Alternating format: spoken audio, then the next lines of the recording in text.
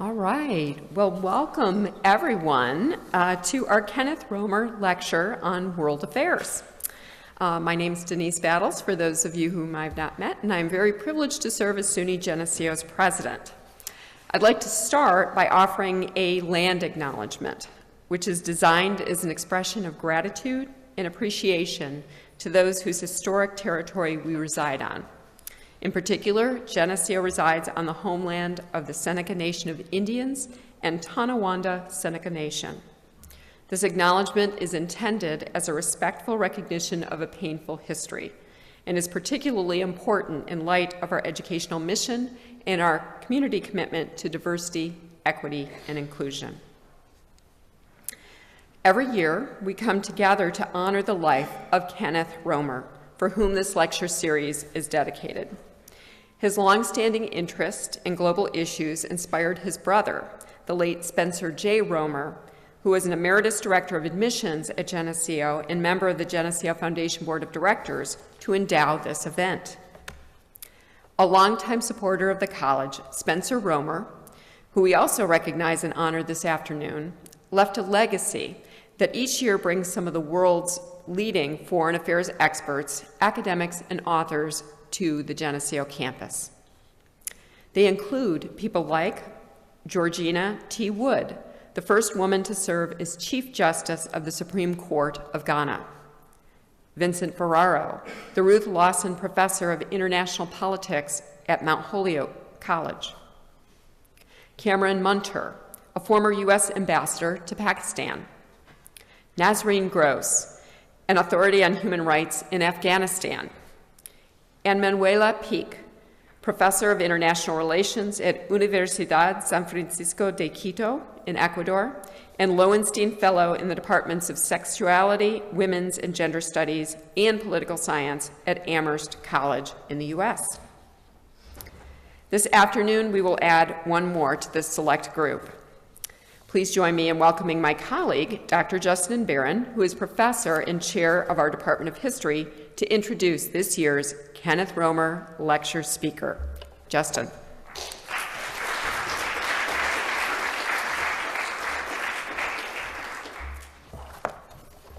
Thank you, and good afternoon. I'm very honored to be the person to introduce our speaker. He's going to give a talk for about 45 minutes, and then we'll have some time for question and answers. So please be thinking of some opportunities to engage with Mr. Rozell. So Matthew Rozell was born and raised in Hudson Falls, New York. After high school, as you can gather from the screen behind me, he attended SUNY Geneseo, where he earned a bachelor's degree and a master's degree. He earned a master's degree in education and started teaching world history at his alma mater at Hudson Falls High School in 1987, and taught virtually every subject in the social studies department over the next 30 years. When he wasn't teaching, he was in the regular year, he was also offering summer archaeology field courses, but his real passion and interest was in the history of World War II. And this led him to create an oral history program at the high school that really made history come alive. Mr. Rozell and his students interviewed over the course of many years hundreds of veterans for the World War II Living History Project. And one of those projects, I'm sure he's going to speak about today, uncovered an old shoebox filled with photographs from the day that the 743rd Tank Battalion liberated 2,500 Jewish concentration camp victims from Magdeburg, Germany. And that discovery became the basis for his book, A Train Near Magdeburg, which is also in development for a film. This led him also to organize reunions for Holocaust survivors and the soldiers who liberated them, and he's facilitated at least 10 of those reunions over the years. For his extraordinary educational work, Mr. Rozell has been given many awards. I'm going to list a few of those here. He was a teacher fellow at the United States Holocaust Memorial Museum in 2008. The Organization of American Historians, which is the main historical society for U.S. historians, gave him the History Teacher of the Year Award in 2010. He won the Founders Medal for Education from the Daughters of the American Revolution. The Board of Regents of the state of New York gave him the Louis E. Yavner Teacher Award for distinguished contributions for the teaching of the Holocaust. Upon his retirement from the classroom in 2017, he was honored with resolutions from the United States Congress, the New York State Senate and Assembly, the village of Hudson Falls, and the city of Glen Falls. The greater Glen Falls Jewish community recognized him as a righteous human being with a tree planting and a monument, which is in his hometown.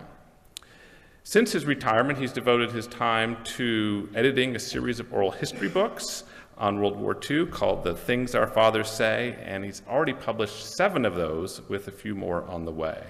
So please join me now in welcoming Mr. Rozell.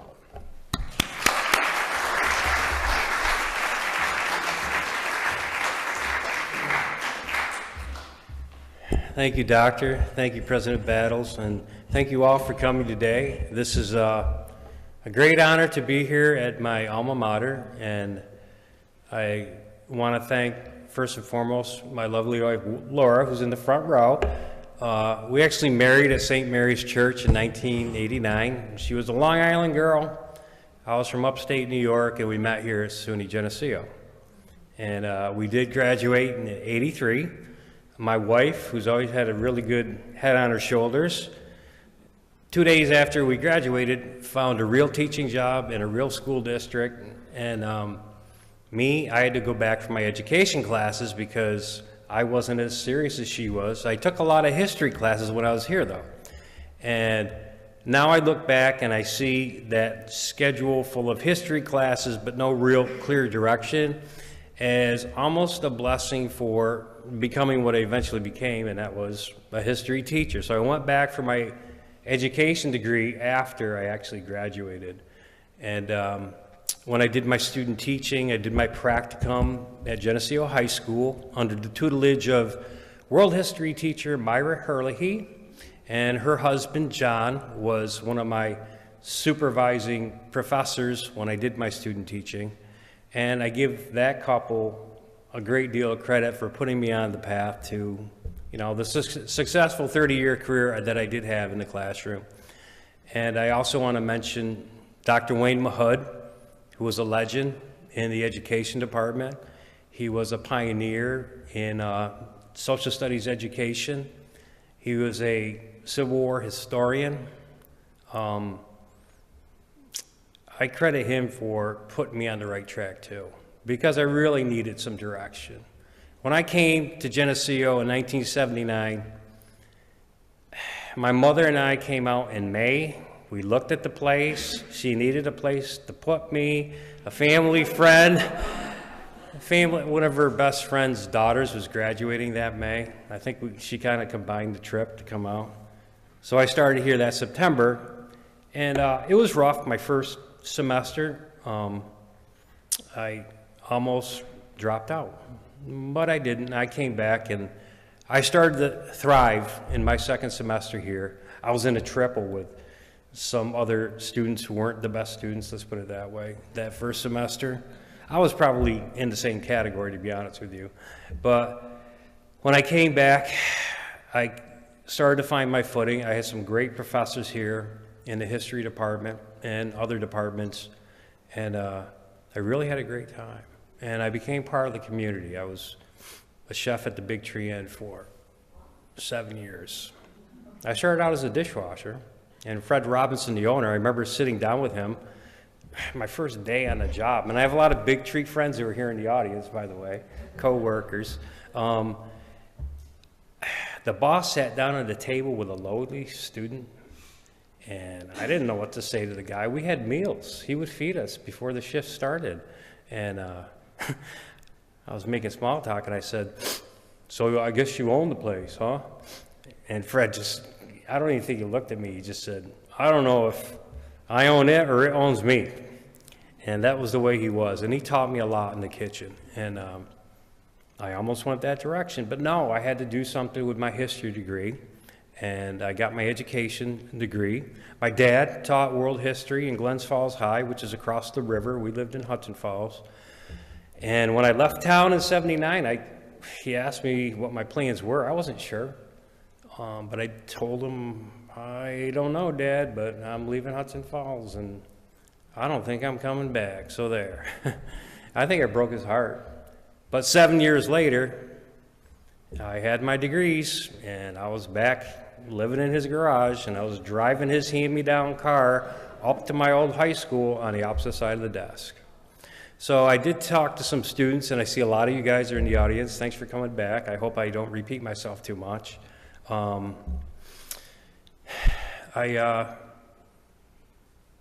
had a great career, but some really important things happened.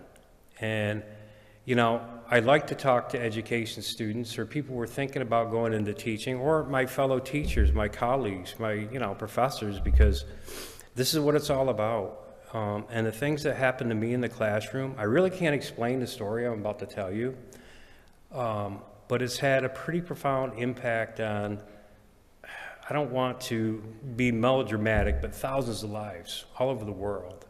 And it still continues to unfold. So one of the things I did was I started an oral history project shortly after I began, actually it was about 10 years after I started. But the way that started was when you're teaching world history, which is 8,000 years of civilization in two years, and New York State students know there's a Regents exam at the end, and your administrators want to see results, and you're kind of pressured to get through a lot of material really fast. But I would kind of push back against that when I got to be about this time of the year, in the springtime. I would stop and I would ask the students, how many of you had a grandparent who was in World War II or had something to do with the war? You know, when it was time to actually study that topic. And every single hand in the classroom would go up. They all had grandparents who had something to do with World War II, and in some cases, their own parents, okay? So this is the late 80s, early 90s. Sometimes two hands would go up. So a spark went off in my head, and I created a 2-page survey for them to bring home to their grandparents, and I wanted the student to ask questions like, where were you, what was your rank, what branch of the service, what did you see? And some of these guys, it was only a 2-page thing, you know, they wrote really cryptic short responses, or they wrote things that really challenged me as a teacher. And I remember one survey in particular that came back, and a really, you know, unsteady hand, he's probably in his 70s or 80s by then, guy who survived the Battle of the Bulge and many other things, he just wrote back, I don't know how you could make the young people today understand what it was like to go through a nightmare like a World War II. And I was like, okay. But he was right. I wasn't there. I was born 15 years after the war ended. So I began to invite these gentlemen, usually men, into the classroom, and they would speak to my students. And I would do my homework first. For example, if they were a veteran of the Battle of the Bulge, I would know what happened. I would know some questions to ask, and the kids would chime in. But they were riveted for the most part. Their attention was honed right in, because here is living, breathing history unfolding, not out of their textbook, but right in front of their eyes. So we began to actually record these interviews with the veterans' permission. And again, this is totally off curriculum. It's off topic. It's not going to be on the Regents, right? But I would have the students type up the transcriptions, and now the internet is born, quote unquote, late 90s. We would put the interviews up on our school website, again, with the veterans' permission. And I had an oral history project that was born, and I was using technology, which was, you know, the big push back then in the schools. I mean, your administrators wanted to see you do this stuff, so they let me have this little project. And for the second half of my career, I was allowed to teach an oral history World War II elective. And it became World War II and the Holocaust for the reasons I'm going to talk about today. Okay, so here's a picture of me. Again, I think it's mid-90s. What are you laughing at? That's my wife's laughing in the front row. But yeah, I invited these guys, and it's just like one thing would grow out of another. I started, you know, other teachers, students wanted to come in, so we took over the library a couple of times, and I did symposiums, and they would come in for an afternoon, and these are veterans of the Pacific War. Art Laporte, Jimmy Butterfield with the aviator glasses, he was blinded on Okinawa in May of 1945. And Walt Hammer, who was wounded on Iwo Jima. Art was on Iwo Jima too. So we did a seminar on Iwo Jima, and the kids ate it up. It was great. So I did a lot of these things, and I got away with it. Meaning other teachers would release their students to come in and listen to these veterans. And that's kind of hard to get a math teacher to do, you know? Math and science were the hardest ones to bust out of that nut. This is the last year that I taught in my classroom, 2017, my last group of kids. And you can see World War II related newspaper front page headlines took over the back of my classroom. And great kids. So to make a long story short, we did about 200 oral histories, and I would send these kids, especially the bottom row here, I would send them into the community. I would assign them to a veteran. They would conduct an interview. In some cases, get really close to this older person. And they did good work. And they created history in a way because they preserved these veteran stories. But I'm here to tell you about one particular story. Okay, so that's my oral history project, 200 plus interviews. I'm actually working on my 9th oral history book right now. But this took on a life of its own. The interview with, his name was Carol Walsh, Red Walsh. He was a retired New York State Supreme Court Justice, no dummy, 80 years old, in a rocking chair in his daughter's house in Hudson Falls, New York. I had his son in class at the time, and his son-in-law actually, we shared a daycare provider for our children. He said, my father-in-law's coming to town. You want to talk to him? He was a tank commander in World War II. Red lived in Johnstown. He was originally from Johnstown, New York. So we live about an hour away. So he came up for the summer. I went over there in July of 2001.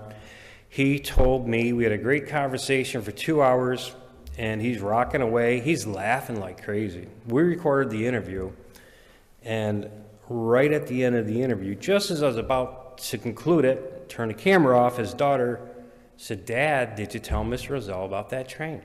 And he didn't. He had not told me what would go on to change the lives of thousands of people after he told me this short story. And when I say short, it was a couple of minutes. He said, well, no, I didn't tell him that story, but it was a nice, beautiful April day, a day like today. We were going like crazy. We had fought from the beaches of Normandy. We had crossed over into Germany in October of 1944. First city to be taken, German city of Aachen. And then they were sucker punched by the Battle of the Bulge. They were sent down into Belgium for that horrible, horrible fight. They survived it. They crossed the Rhine River on March 25th, 1945, and there were 2 soldiers in this story, actually 2 or 3 very important people in my life. So Red Walsh is on the left, and the guy with the pipe is George Gross. George Gross, Red Walsh had just graduated from Albany Law School when he was called up. George Gross was actually working in a parachute factory. He had a military deferment. He was in California because he worked in that important industry. But he said, no, I'm going over the fight. So they both wound up in the 743rd Tank Battalion, which was a light tank battalion. These tanks were not heavily armored. Their job was to do a lot of scouting, and the infantry would follow up on foot. They were attached to the 30th Infantry Division, which landed. The 743rd actually did come in on D-Day, but their unit came in a couple of weeks later. And these two guys just didn't get along. So before this photograph was taken, they fought a lot because Red was he hated the Army, and he was a jokester, and he knew they had a job to do, but his attitude was, let's get it on and get it over with. Whereas George was much more by the book, more of a patriotic type thing. So they didn't hit it off, they fought. And you have to remember, they're inside of one tank together at the time. Well, that changed once they, spent all this time freezing and fighting together. They both won battlefield commissions by the time they crossed over into Germany. So they both commanded their own tanks, each with a crew of about 5 guys. So, where this story takes off, he said, I didn't tell you, but on April 13th, Major Benjamin came up to me and Grossi, he called him Grossi, he said, you two, Tank 12 and Tank 13, we have to go find out what's going on with this train that's down in this valley. They're on their way to fight a major battle at the city of Magdeburg on the Elbe River. What is this train doing stopped on the tracks with civilians milling around outside of it? We got to find out what's going on because they're in harm's way. So the major pulled up in the Jeep. He had a camera with him. And I speculate the Jeep stopped, and the major stood up and snapped his photograph. And it's a very dramatic photograph because these are Holocaust victims who are simultaneously at that moment realizing that they have just been saved. They were from the concentration camp Bergen-Belsen. They had actually been on the tracks, traveling probably 80 or 100 miles for the previous 6 days and 7 nights. In fact, today's April 6th. Today's the day that this transport of 2,500 human beings left Bergen-Belsen. There were 3 trains that left Bergen-Belsen on that day. Of course, the Allied soldiers know nothing about this, but this is the liberation photograph that is now, I don't know if you've ever seen it before, but if you haven't, you will someday. It's been shared over a million times on social media. And it caught the attention of a lot of important people in my life. But that little girl in the front, I asked my audiences, what do you think's going through her head? There's obviously a feeling of joy with some of these survivors coming up the hill. But that little girl looks pretty terrified to me. And I speculate it's because Red's tank and George's tank are clanking up right behind his Jeep. And she's kind of freaked out about seeing these monsters come up. Well, Red did not really even think to put this in his 2-hour-long conversation with me. He was only there for 1 hour. George, on the other hand, he said, you want to get a hold of Gross because his tank stayed with these people overnight. Walsh had to go back with the commander because, again, they're on their way to this major battle. Now, the next day, a unit of the 30th Infantry Division showed up. Those were the infantry guys attached to these tanks. And they led these people out of harm's way to a recently captured Luftwaffe proving ground, air base, about 15 minutes away, that had hospitals. They had barracks. They had military doctors and nurses there who were ordered to look after these people. And 6 weeks later, all these areas where these people were transferred over to the Russians because of the Yalta Agreement. So I got a hold of George Gross, and he gave me permission. There's Major Benjamin's after-action report photograph in the National Archives. But he gave me permission to put the rest of the photographs that he took because his wife gave him a Brownie camera on the internet. So I put them on our school website with his beautiful, touching narrative. He was an English literature professor. I may have neglected to mention that, but he wrote a beautiful narrative. And there was one girl in particular he got really close to because she was his translator. She was a Polish girl from Krakow who was actually teaching a lot of the young children in this exchange camp in Bergen-Belsen. She spoke 7 languages. Her name was Gina Rappaport. After the war, well, after my story broke, they reconnected again. So it was pretty exciting. So I put these photographs and the testimony on our school website, which I told the students in here before. Our school website only got about 20, 25 hits a day. You know, it was no big thing. But unbeknownst to me, the Bergen-Belsen Memorial in Germany, at the site of the former concentration camp today, they were aware of our school website. And people, survivors, child survivors, would go to them because they wanted to know more about their time in Bergen-Belsen or what happened to my parents in Bergen-Belsen, whatever. And anyone who was liberated on this train, they would send them a link to my website where all these photographs were and where the names of their liberators were. So I got an email from the woman on in the screen here. Her name is Lexi Keston, and she had been a 7-year-old girl on the train. She was a grandmother in Australia. I was actually giving my students the test that day, and I, peeked at my email while their backs were turned, and I started to cry because this woman said she saw photographs of the day of her liberation, and she fell out of her seat. She called Dr. Gross in California. Dr. Gross, at the time, was watching the TV news, and it was upsetting him greatly, whatever was on the nightly news. You know how it is. He was yelling at his TV set, and that's how angry he was with the news. And this woman called, and she started to cry on the phone when he identified himself. She said, did you have anything to do with a train in 1945 that was liberated by American soldiers? I said, yeah, I was there. And they hooked up. So that was in March of 2006. It was 4 years after I put the photographs up. And the next month, I heard from a professor, a physics professor at Brooklyn College, who had been a 6-year-old Polish boy on the train. Lexi was a Dutch girl.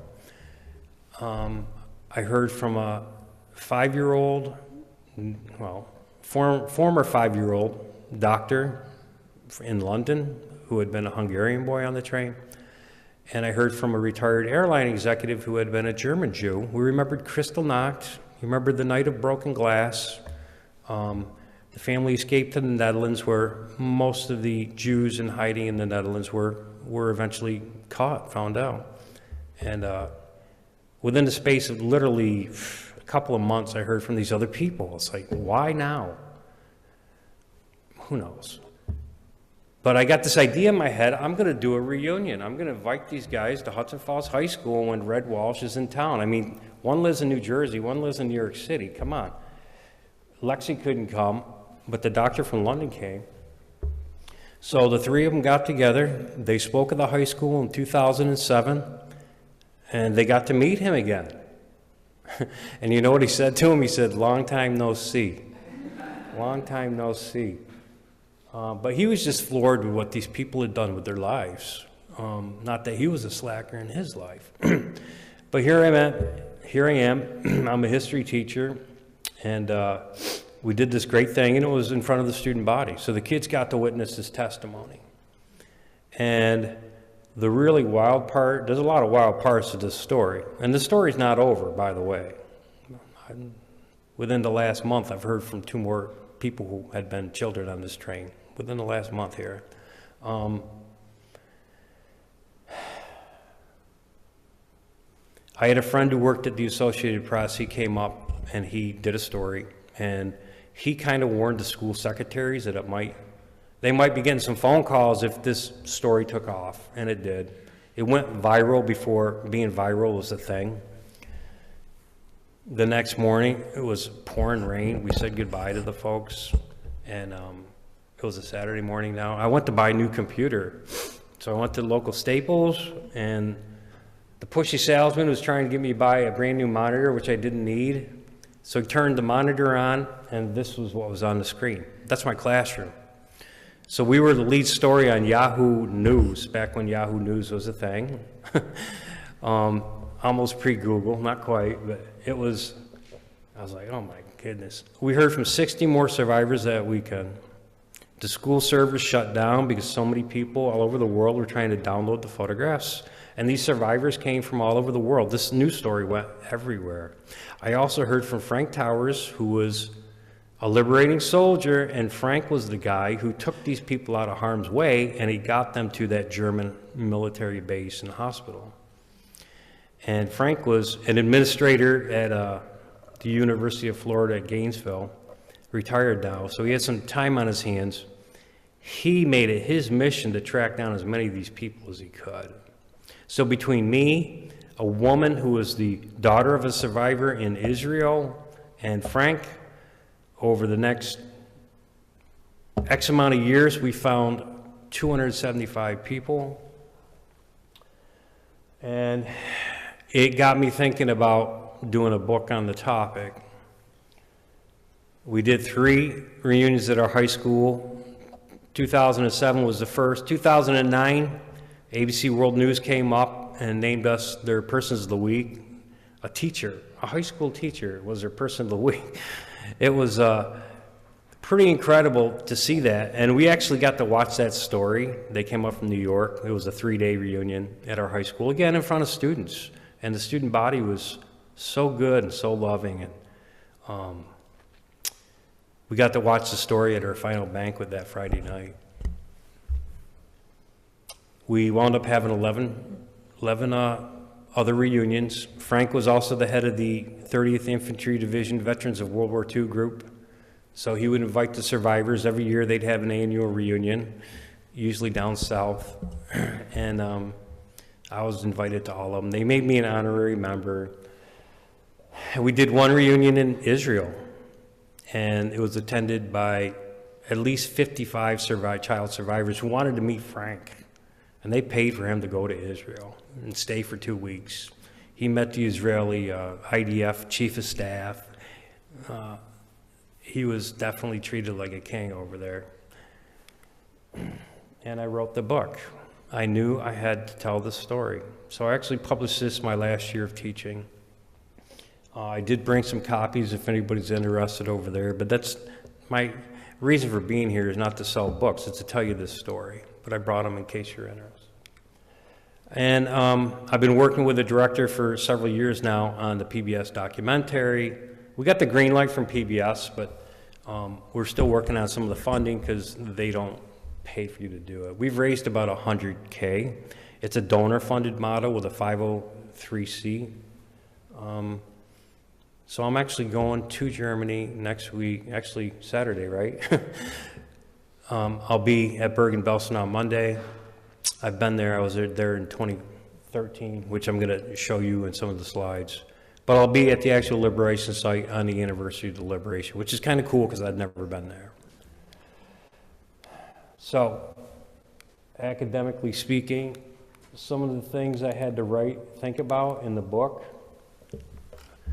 These questions came to me as I began to study because one of the persons who noticed my story that weekend when it went viral was the head of the education program at the United States Holocaust Memorial Museum in Washington, D.C., which I know many of you have been to, and if you haven't, you have to go there.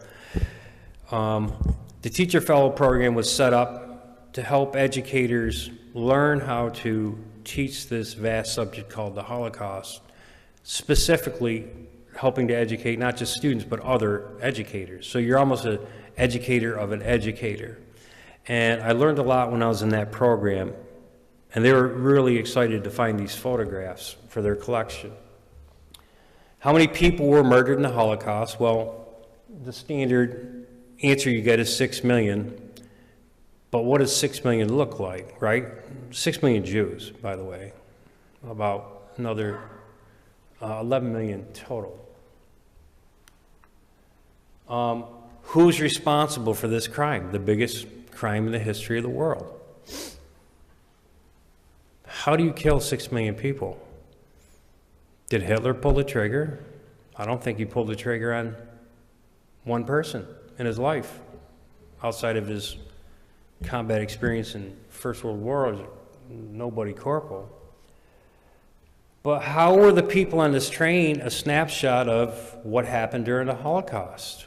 we had most of them were Hungarian survivors, you know? Where does this fit into the big picture of the Holocaust? The Germans invaded Poland on September 1st, 1939. We had Polish Jews on this train. In the West, they turned their attention in May 1940 to France, right? The Netherlands, the Low Countries, Norway. Not too many Dutch Jews survived the war. And there were a lot of Dutch Jews, I shouldn't say a lot, but several Dutch Jews who were child survivors on this train. So there was a story here that kind of began to take shape after I began to talk to some of these survivors and get their own personal testimonies. Can I make people care today about what happened nearly 3 generations ago? In other words, who cares? Why does it matter? Why is it important to listen to those who were the first witnesses of what happens when these stories are no longer with us? That's a really good question. And once people have absorbed these stories, it's not a Hollywood film that you're just sitting here and, you know, digesting and getting emotional about and then going to eat your dinner afterwards. It's like, what's the real reason I'm writing this book? Do we have a moral responsibility to act, quote unquote, responsibly? And as I was telling the students in the history class before I came in here, geez, all we have to do is look at what's going on in the world today. In Ukraine, these atrocities that are coming to light. This is what human beings are doing to other human beings. So an event that happened 77 years ago, 85 years ago, that's yesterday. That's nothing. But so many people don't know anything about it, or worse, they think they know everything about it and they know nothing. Is there such a thing as being a witness if you yourself were not there? And I think that's a really important question. So this article came out in 2013. I think it was 2013. And it was written by a New York Times reporter who was actually embedded in the Holocaust Memorial Museum for a term of time. And he was there studying some of the research that they had been doing over the previous decade to previous to 2013. The Holocaust just got even more shocking. You know, I'll ask the question, how many concentration camps or how many Nazi-related centers devoted to genocide were there? And this is the answer, and this answer is an ongoing evolutionary thing. Almost 43,000. That's a 9-year-old answer, by the way. Okay, so when you take into the whole scope of this thing called the Holocaust, as I was mentioning to Dr. Somerville when he came in today, the thing about history and the thing about any discipline that you're excited to teach about, the more you study that discipline, the more you realize, or that topic, the more you realize you don't know. And I say, when you're studying something as complicated and involved as the Holocaust, it's like walking into a room with 12 doors, opening one door, going into another room that has 12 more doors. This is what it's like to study in depth these topics. I studied at Yad Vashem in Jerusalem for 3 weeks. I went on a 3-week authentic site tour of the death camps in Europe, starting with Bergen-Belsen. And I spent a lot of time at the Holocaust Museum in DC. So I felt it was important to add something to the conversation. I went to Belsen. This is what Belsen looked like when I was there. Here's the map, and this is from a book when I started teaching, a Time Life series. The red dots are quote-unquote concentration camps of the Third Reich.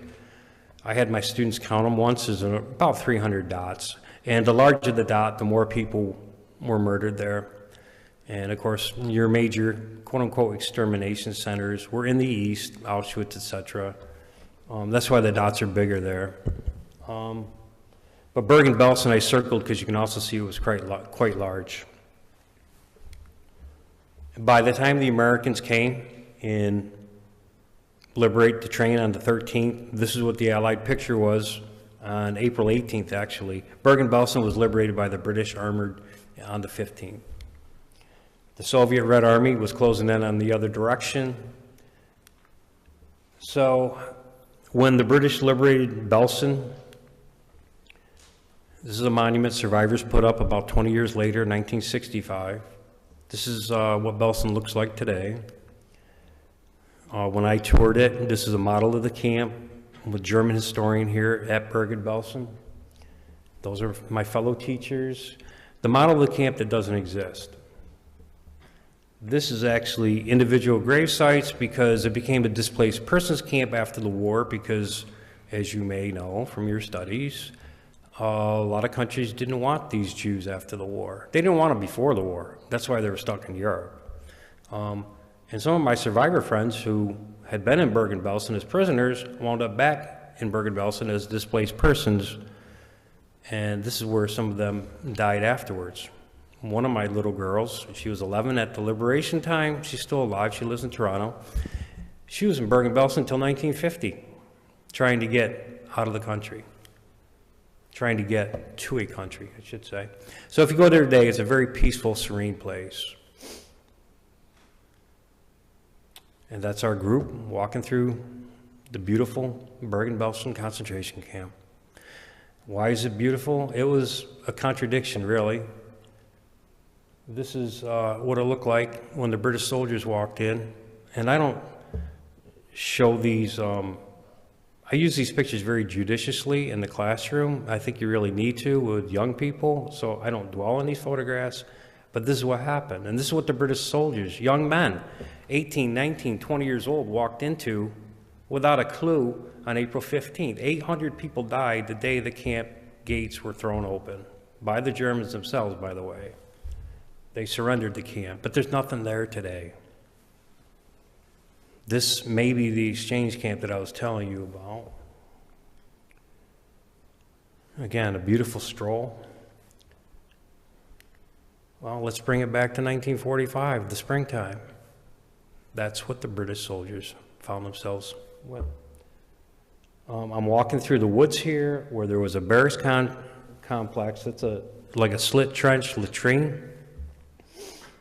Going through the woods now, there's a person who's sat down and died right next to it. Anybody know who she is?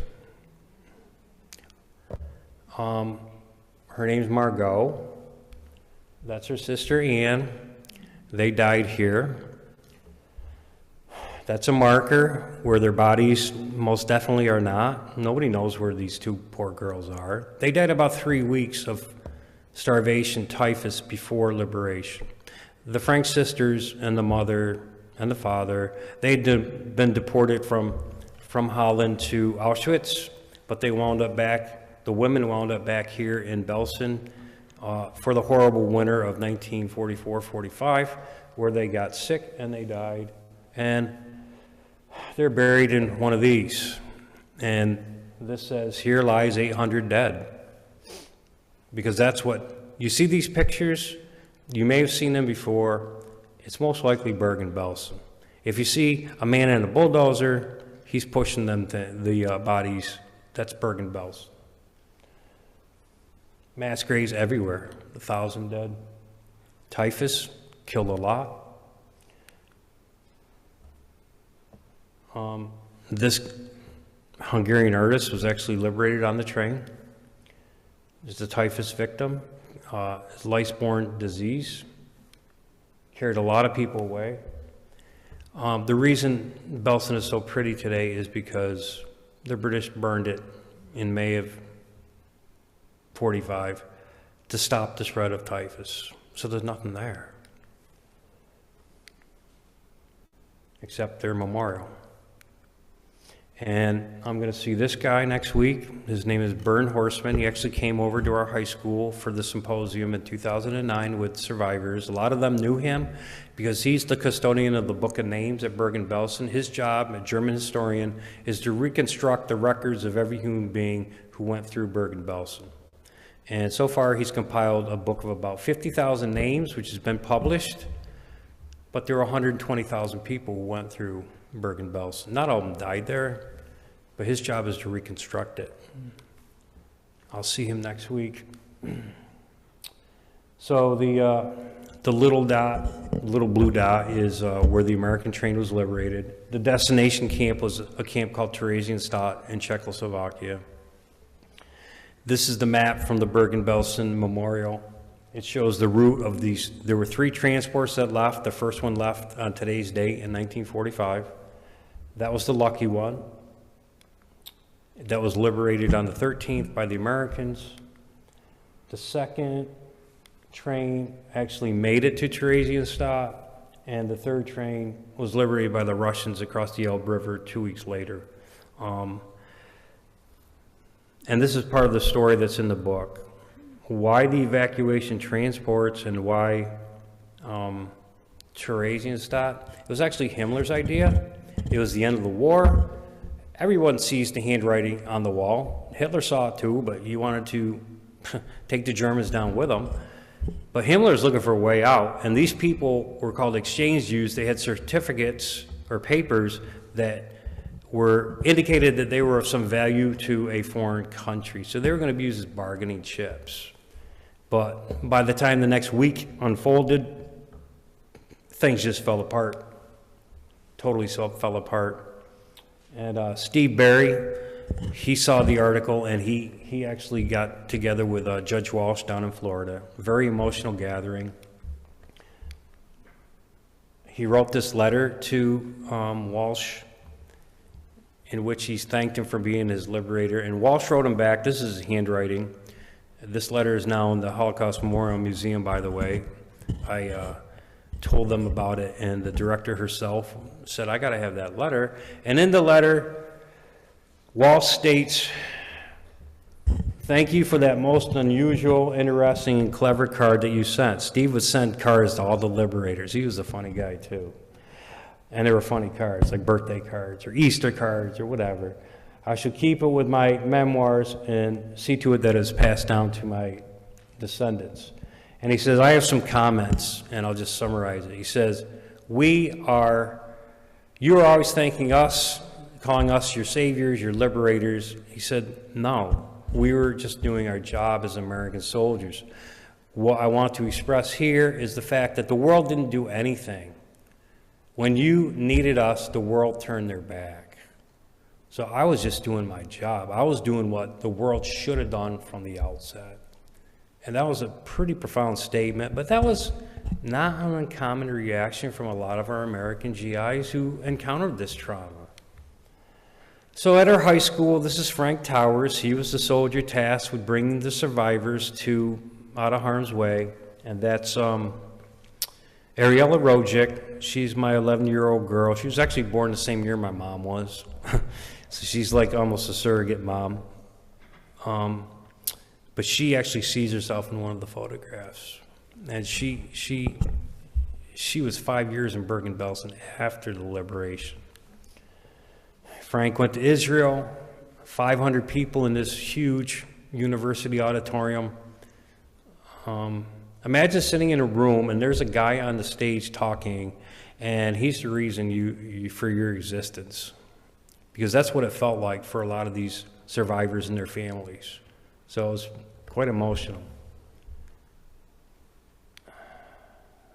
My friend Leslie lived in Toronto as well. That's him as a 17-year-old. And that's him with his quote-unquote revenge, his granddaughter. Great man. And Lily, who found me, and she came from Israel, Tel Aviv, to Lake George, New York, and we're on board a ship, and she wanted to meet me.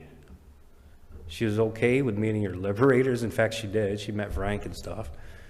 But she wanted to meet me, and that meant a lot to me. And I went to Israel. I visited her a few times.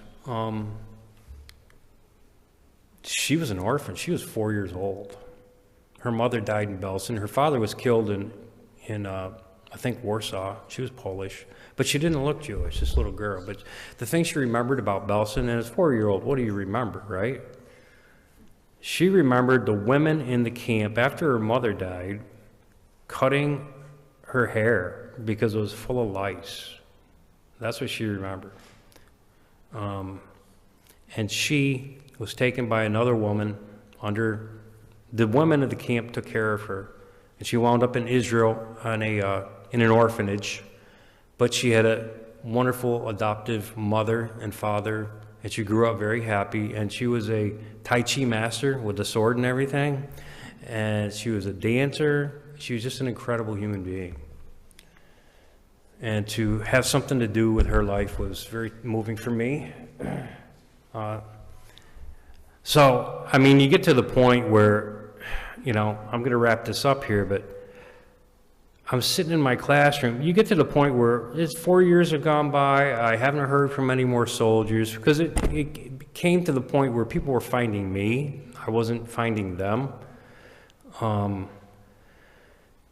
the phone rang in my classroom. Now, the school district put a phone with a direct outside line in my own classroom because I was getting these calls from all over the world for a long time.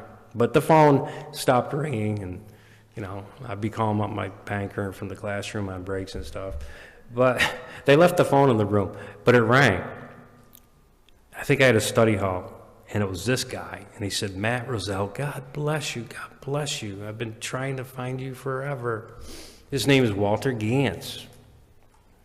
Walter was at that, when the Americans took over this German hospital, Walter was the guy, he was a medic, he was a combat medic. He took care of these people. And he and his fellow medics there were really traumatized by what they went through. They were there for 6 weeks. These soldiers, Walter was only on the scene for 1 hour, right? He had people dying in his arms. He was very attached to one 15-year-old Hungarian girl who was skinny. You know, he got to know them, and she died in his arms, and he carried her down to the morgue tent. And he said, "Matt, when we would get together for reunions, the guys in my outfit who were there with us, we never talked about Hillersleben. We couldn't talk about Hillersleben." He lived in Scranton, Pennsylvania, which is not too far away. Okay, so this guy, I'm sure you recall a few years ago in October, the Tree of Life synagogue shooting in Pittsburgh, Pennsylvania. This fellow was just pulling into his, I think it was before services, there was like a study group. And the gunman was just walking out after shooting up his friends. He was in the parking lot, Judas Salmon. And his training, he was a former Israeli paratrooper, you know, back in the day. He just stayed put, and he survived it. Well, the Washington Post did an article, and they write some good stories sometimes, and this particular reporter went in great detail and depth, and he mentioned, it was, a lot of the articles that appeared were kind of sensationalistic, Holocaust survivor cheats death twice, that kind of thing. Well, this story told about how he was liberated as a boy on a train by American soldiers. There are not too many trains liberated by American soldiers. So I dug a little deeper, and sure enough, he was on the train. We got a hold of him, and he was feted at the State of the Union address. It was actually his birthday, and Congress saying happy birthday to him. I got a hold of his daughter after an internet search, and we arranged for Walter and Judah to get together. So I'm going to end my story with this clip. We are working on the documentary. We filmed this, I think, about 2 years ago. So this is a trailer for our upcoming film.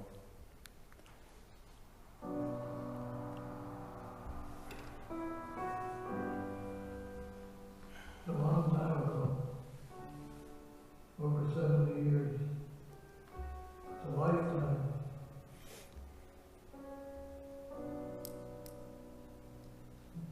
Sadly, you know, at times your memories become dim.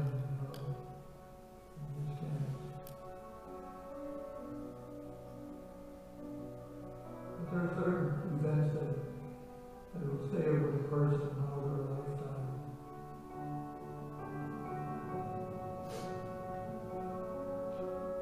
I remember that the train stopped in the middle of the forest, and everybody panicked.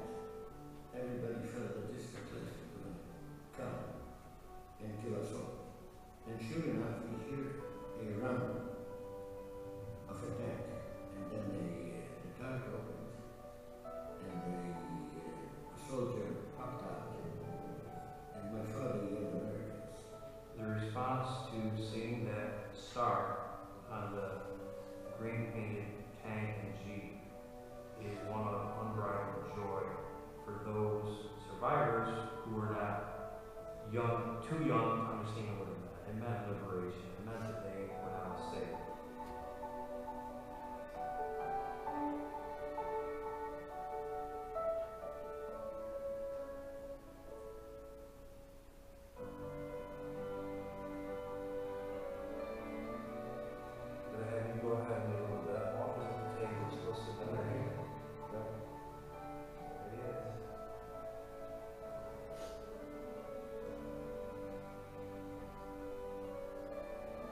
Everybody, Fred, Stephen was saved.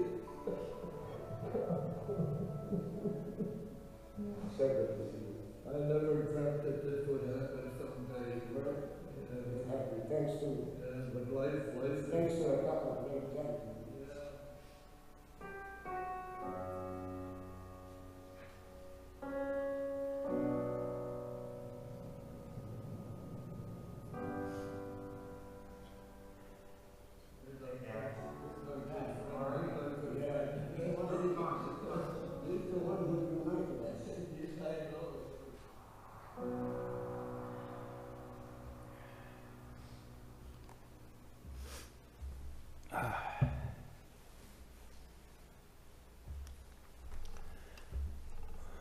My buddy Walter,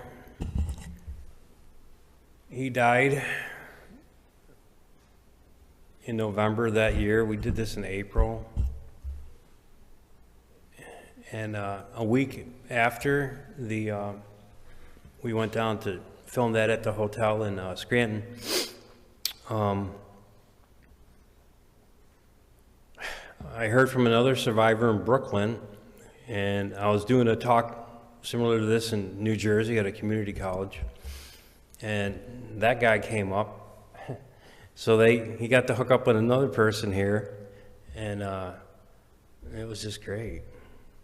And he was a former high school coach, and everybody called him Coach. Everybody loved him in that town. And when he died, his family put a copy of the book in the coffin with him.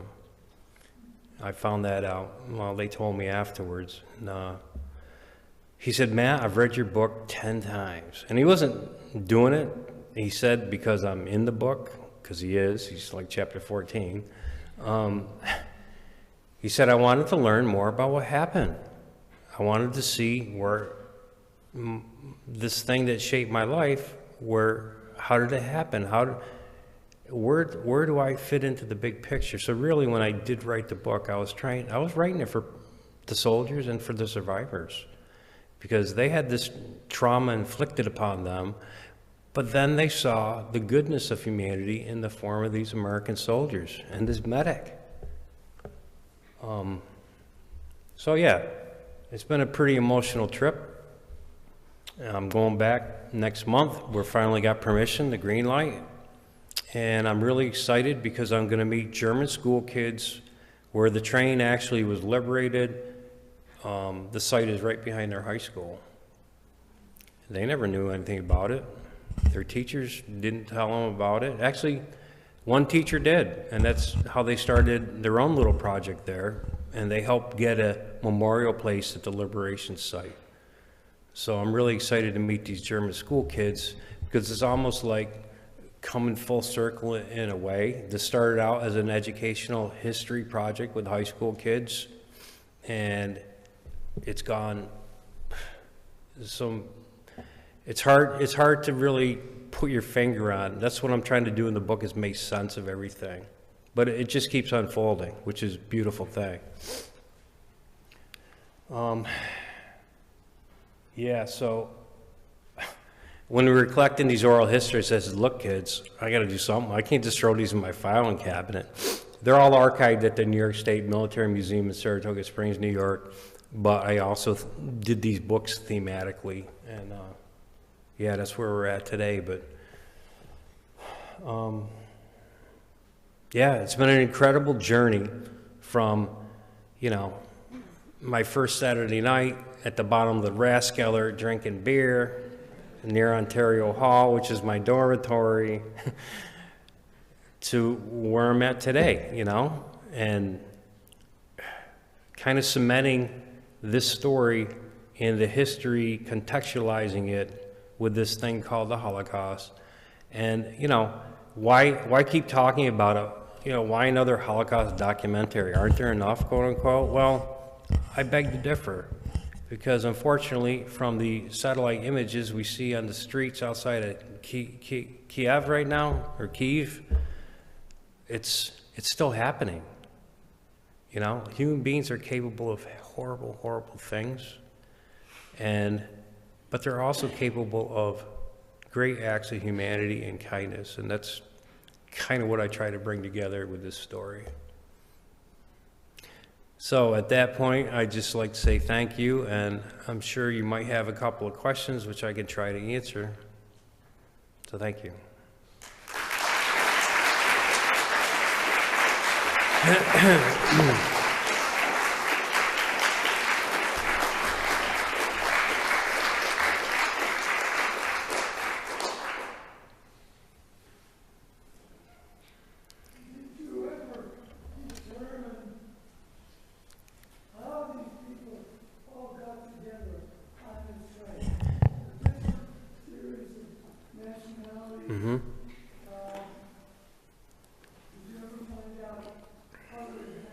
Yes.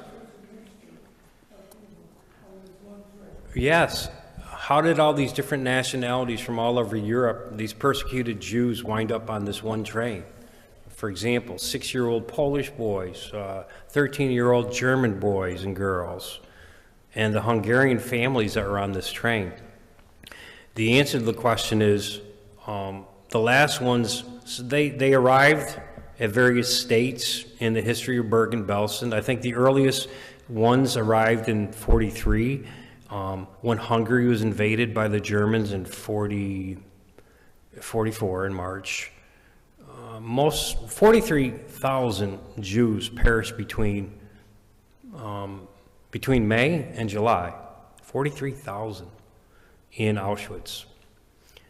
Very few Hungarian Jews survived the German invasion of Hungary. Hungary switched sides, hence the German vengeance. But some miraculously wound up in other camps, but eventually wound up in Bergen-Belsen because they were trying to establish what they called an exchange camp for certain Jews who were, quote unquote, had certificates or papers indicating another government was interested in their well-being, so they wound up in this place called the exchange camp in Bergen-Belsen. So when the horror was unfolding in the spring of 1945 with masses of humanity on the road, don't forget, you got the Red Army coming this way, you have people being death marched out of these German killing centers to other places, shot along the road.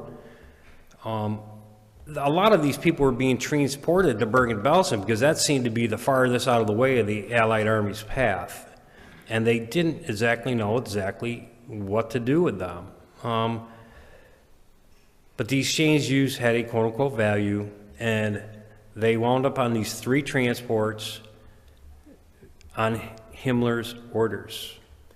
But there was so much confusion, there was so much military activity, and there was so much just mass movement of human beings that they kind of got lost in the shuffle. But as you'll learn in the book, a lot of the survivor testimony from the people who were liberated on that train, they were liberated about noontime on April 13th. 2 hours before, a mobile SS death squad showed up. They were on bicycles, They had machine guns strapped on their backs. They set up a machine gun nest, and they ordered the boys and the men off the train. And they wouldn't get out, so the SS took off, and the Americans showed up about an hour later. And these SS guys wound up getting captured eventually. But to answer your question, the Holocaust is a vastly complex topic. There's a book by Professor Yehuda Bauer, one of the main scholars of the Holocaust. He lives in Israel, actually studied with them a bit at Yad Vashem. It's called Jews for Sale, with a question mark. And he discusses it in great detail. I learned a lot from his book, but in my book, I tried to put that into perspective for these children now, adults and grandparents, who are wondering the same thing on the train. It started at the top, and it was Himmler, but it just fell apart because of all the confusion. Yes? What consideration has been given to attaching these stories and testimonials to artificial intelligence? So instead of reading about them and reading these stories, you can actually see a hologram. I know 60 Minutes just did a recent story about that. I think Kevin Magneto, if I'm getting your name correct, who does a lot of Holocaust. Well, no one's contacted me yet. Maybe they will after the documentary comes out. A lot of people in Holocaust educational circuits or higher education, like we were thinking the Shoah Foundation might be involved a lot with that. Obviously, it takes some money. A lot of my survivors, though, are still with us, so they would be good candidates to do this. So. Yeah, I mean, funding is one of the key things, right? One of the key initiatives. And we have a lot of that testimony ourselves. And unfortunately, the liberators are almost all gone now, unfortunately. Yeah, education, there's a huge need for this, and it keeps evolving. And I don't think we can discount using any of these tools in the future, right? But again, it takes somebody who has to take the initiative and run with it, so to speak. I mean, the funding's there. There's a lot of money out there. It's just a matter of connecting the dots. Well, I also think that it's, for Matt, on behalf of his school district, they supported this whole journey that Matt did, which was, I would say, a little bit unusual. We're having oral history classes Yeah. or an elective in school. Yes. And then when they continued with these reunions, that last one went for 3 days, a whole immersion in the school. Yeah. And all staff, teachers, the community supported that. So like our own children and these other students who are now adults also witnessed what Matt was trying to also teach, you know, the generation that we have coming through now. And again, it's all about being a witness, whatever is happening. Yeah. Yes, ma'am. Yes. My books are on ebook, audio, hardcover, paperback, whatever form you would like. And they tell important stories, and I was mentioning this to the students.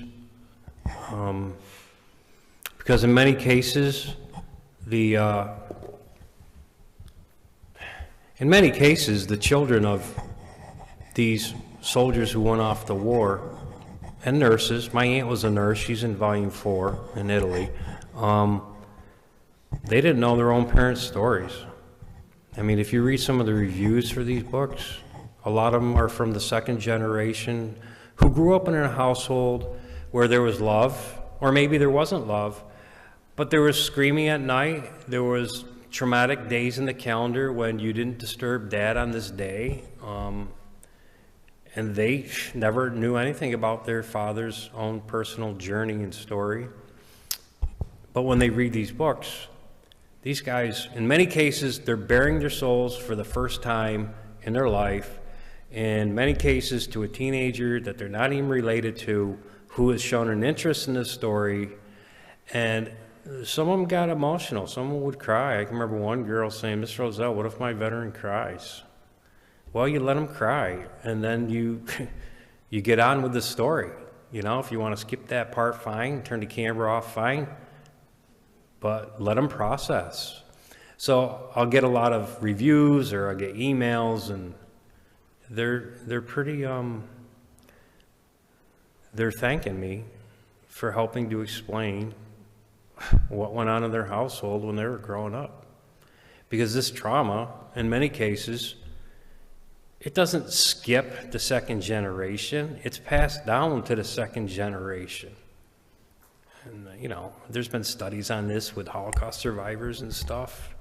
And I don't want to stereotype these family situations because every family is different, but what the project turned out to be, and I guess this is the message for the future teachers in this room, it was a catharsis, a personal catharsis. It was a bonding between old and young, and ultimately it's a national catharsis. And I'm thinking about our Vietnam veterans. You know, the stereotype is, you know, what they came back to, but it's true what they came back to. There weren't any marching bands for them. How many Vietnam veterans bottled up what happened to them? And it's not just Vietnam, right? Not at all. So I think it's important for people to talk about these things. But again, in training my young students to be oral historians, they, you know, you have to kind of go with the situation, but you also have to ultimately realize that you're doing something really good for the greater well-being of humanity in general. You know, we preserve the stories of what happened to the American soldier on the battlefield. Well, this is a story of what happened to a human being and how they reacted to it, how they grew from it, or how they suffered terribly from it. There's lessons here for everybody. And, you know, you get started on the topic of the Holocaust and, you know, you can just look at your world around you today. Are things better than they were 10 years ago? It's like, geez, that's when I was teaching this stuff. What's going on? How come this stuff is still going on, right? It's because education never ends. It never ends. And just when you think you've done your job, something else happens.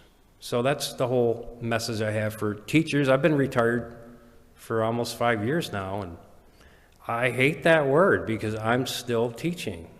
I'm still teaching in hopefully what you heard today and the books that I try to get out, because these are the things that we did, and I'm not going to let them stay buried in my filing cabinet.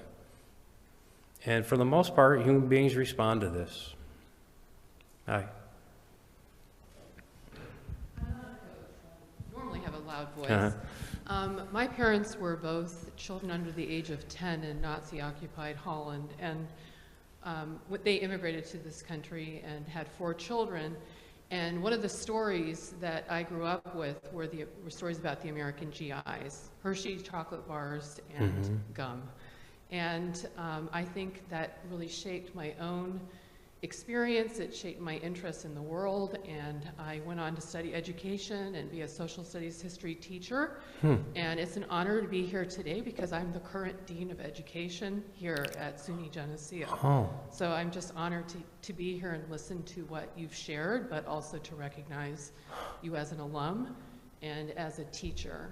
You've done a great service, and just really been amazing to be here today. Well, thank you very much. That means a lot. You're welcome. After my student teaching, my first experience where you had to, you know, go on videotape, and then you went in with the supervisor and he kind of critiqued you. Oh my God, it was a disaster. I was taking a nap on the green in front of Sturgis, and I was waiting for him to call me into the office, and he saw me out there. So he figured I probably went out and had a few beers the night before, which I probably did. And he put the videotape in, you know, I'm shuffling, looking at the floor, not addressing the students, and he set me straight. That was Dr. Wayne Mahood. And he went on to become Matt Rozell champion #1. And I'm sorry he's passed away. I wish he was here today. But yeah, that was cool. But thank you very much for being here and listening to my story. There's more, by the way. I just keep this really short. I almost showed you this little clip. Those two guys, Steve Berry, the Holocaust survivor, and Judge Valls, when they met in Florida. It's a 15-minute audio clip, but it's got photographs, present day, of them meeting, and it's got photographs of 1945, and it's really funny. But it also has Walsh explaining how he really didn't like the mantle of being called a liberator. As he said, I don't care what you say, you're still my liberator. And it's funny. But that's the link to it if you're interested. It's on YouTube, I think. So anyway, yes, ma'am. The little girl on the front of your book. Yes. Did she ever contact? I've heard from many people who claim that that's their mother. When I say many, 2 or 3 who are pretty strong candidates. A lot of the Jewish people on this train were from Orthodox families. So there's a sizable contingent, for example, that live in Brooklyn, New York, or Israel. But I think it's a Hungarian girl dressed on the way the aunt or the mom is dressed in this photograph. And there's a couple of strong candidates, but I haven't boiled it down conclusively to actually who it is. And at the end of the day, I'm not sure that's an important part necessarily. I mean, it's cool when people can identify themselves in these photographs because there have been positive IDs. But the photograph does say it all. It does say it all. And I think there's a message here for everybody. But I'm going to wrap it up now. Thank you.